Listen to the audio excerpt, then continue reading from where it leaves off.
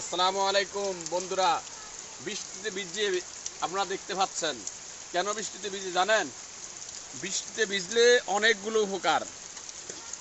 এক নম্বর উপকার হচ্ছে যাদের অ্যালার্জি সচর্ম রোগ, এই বৃষ্টিতে ভিজলে আল্লাহর প্রাকৃতিক এই পানিতে, বৃষ্টির পানিতে আপনার অনেক রোগ কমে যায়।